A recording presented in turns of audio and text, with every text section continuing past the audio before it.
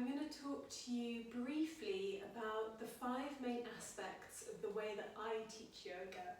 So this therapeutic, mindful movement practice. The first aspect is we put our bodies into forms, into shapes. So for example, a forward bend. That's a form. The second aspect is movement. So not only do we just put our bodies into these forms, we come into the form through movement, and we repeat this movement several times.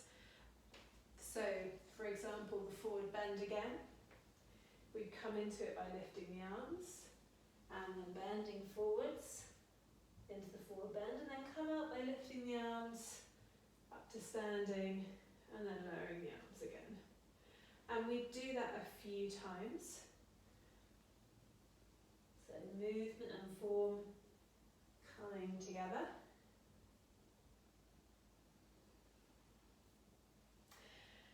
And this is what I would call dynamic, so not hard and fast movements, but dynamic as opposed to static. The third aspect is the breath. So when we come into these forms through movement, we use the breath. So for example, the forward bend again. On the inhale, we lift the arms. On the exhale, we bend forwards. On the inhale, we come back up to standing. And on the exhale, we lower the arms.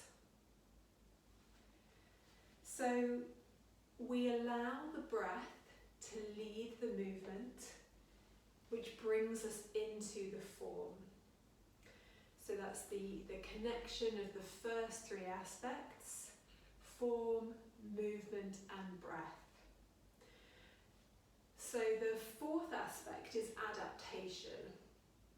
So the postures, the forms and the movements are adapted to suit the needs of the student rather than the student trying to meet the needs of the yoga.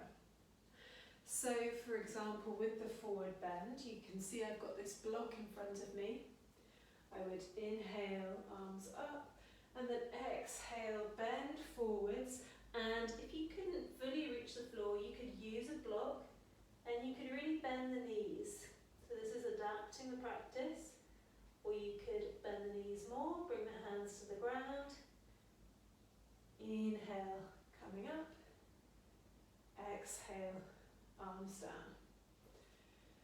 So you can adapt all of the forms to suit your needs, using props, adjusting the shape of the form, maybe using a chair, using the support of the wall, or any other number of props. And the 5th aspect is involvement. So your self-involvement in this practice of form, movement, breath and adaptation. So you can work with the eyes closed and really focus on the breath. This makes the practice not just an external experience of stretching and breathing. It makes it an inner cultivation, so you turn your attention inwards to focus on sensations in the body, but also emotions or thoughts that arise as a result of your practice. So, for example, with the forward bend again, I would maybe inhale with my eyes closed, arms up, exhale, bending forwards slowly with the breath. With the knees bent, and inhale, back up to standing, keeping the eyes closed. Exhale, lowering the arms. So closing the eyes really changes the experience of the practice. So these are the main aspects of this therapeutic mindful movement yoga practice, which which is the way that I teach, form, movement, breath, adaptation, and involvement. I will talk about all these aspects in most of my classes in various different ways, but I want you to go into a class with this knowledge that this is the aim of the game, this is what we're doing in the practice. And